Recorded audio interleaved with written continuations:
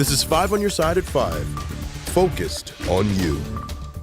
The United Auto Workers are on the 4th day of a targeted strike against 3 major automakers. Tonight, thousands remain on the picket line, including in Wentzville, as they demand higher wages and other benefits from the Big Three. Thanks for joining us. I'm Mike Bush. And I'm Ann Allred. Workers want more than 40% pay raise, along with a 32-hour work week and traditional pensions. 5 on your side's Diamond Palmer is live in Wentzville with what local and state leaders have to say as they continue to visit the picket line. Diamond. Well, good evening, Ann and Mike. The latest politicians to join the UAW strike picket line is the St. Louis Board of Aldermen, as well as Missouri House Representative Sarah Unsicker. Earlier, I spoke to the mayor of Wentzville, who says he has joined these people on the picket line and plans to today as well. It's day 4 of the United Auto Workers strike in Wentzville, and the city's mayor had a message Monday for the Big Three automakers. My advice would be to get this resolved. Make it work, put the numbers together, crunch them, whatever you have to do to show that the workers that you care about them, and you'll have a happier worker and a better worker and be more productive. Workers began picketing here at the GM plant in Wentzville Friday. They're joining thousands at the 2 other U.S. plants, one owned by Ford, another by Stellantis. Stellantis, GM, and Ford have all met with the union over the past few days, but both sides say they're still far from a deal. Sunday evening, the city of St. Louis's Board of Aldermen were the latest to join people on the picket line. Last Friday, they had this message for UAW members. You know, the Board of Aldermen stands united with our UAW brothers and sisters. I would expect that we will have a resolution standing in solidarity with them at the board meeting next week. Green says this isn't the Board of Aldermen's first time supporting people holding the lines. In 2019, they also joined the UAW during that strike. Monday, Missouri House Representative Sarah Unsicker was the latest politician to join the picket line. She's heard of hundreds of temporary layoffs at a Ford plant in Michigan and voiced her concerns. Those who make the decisions on behalf of management are willing to let those sacrifices happen. I mean, I understand the plant has to be profitable, but the profits need to be shared equitably and not just from the top down. Mayor Guccione says the strike will undoubtedly cause a domino effect the longer bargaining goes unresolved. People are just tired of getting the morsels where everybody else at the top level. Now, the GM plant here in Wentzville is a stamping plant, which means it provides parts to places in Kansas City, Kansas, and Spring Hill, Tennessee. And last week, UAW's international president, Shawn Fain, says those 2,000 workers in Kansas City could be next to join on the picket line if they have no parts, meaning temporary layoffs. Reporting live in Wentzville, Diamond Palmer, 5 on your side. The United Auto Workers strike isn't anything new, but their strategy this time around is meant to keep companies on their toes. Our Justina Cornell continues our team coverage. She spoke with a labor studies professor at the University of Missouri St. Louis, and she joins us in studio with more. Justina. Yeah, so Dr. Douglas Swanson has been studying labor studies and movements for the last several years. He said the United Auto Workers strategy brings uncertainty to management and more leverage for the union. He thinks having some units strike while others are on standby creates havoc.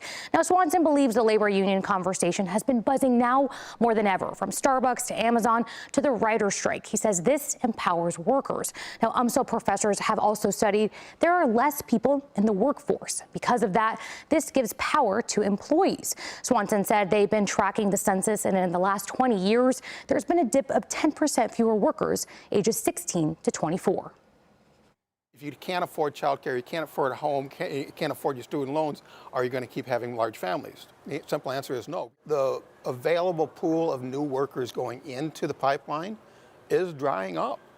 And as the baby boomers retire, that's a big demographic that's leaving. The professor also said Wentzville was strategically picked to strike because not only are they a profitable plant, but he considers UAW Local 2250 a strong union core, which means they know members will go on strike. U.S. Steel says because of the UAW strike, it's idling Furnace B at Granite City Works, leading to layoffs. The company says it's doing this to balance out its work orders. It estimates layoffs will last fewer than 6 months. The union representing these workers is United Steel Workers Local 1899.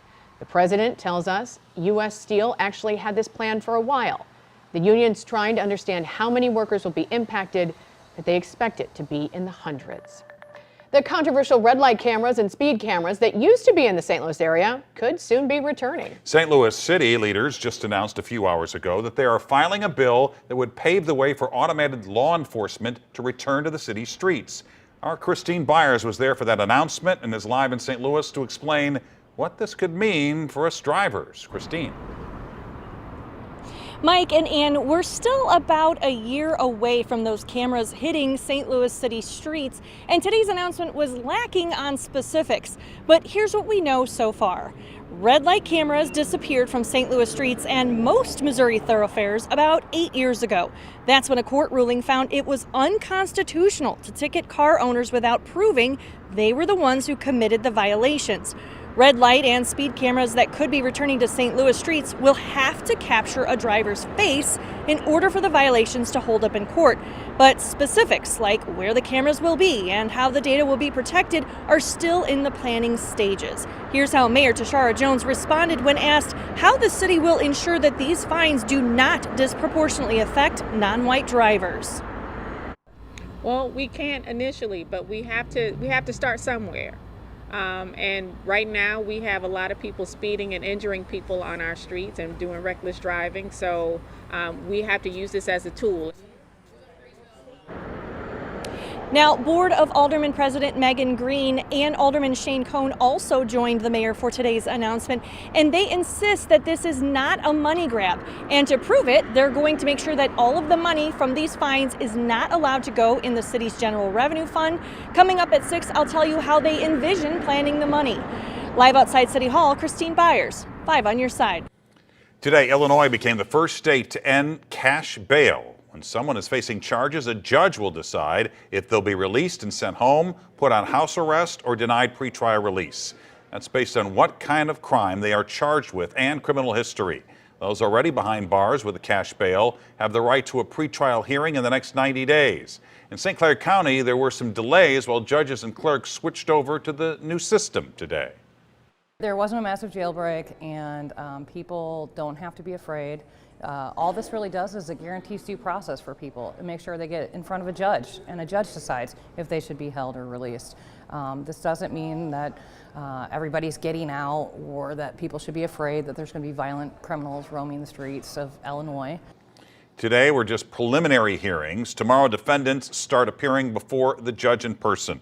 The St. Clair County Public Defender believes that will happen in waves of about 30 people each day.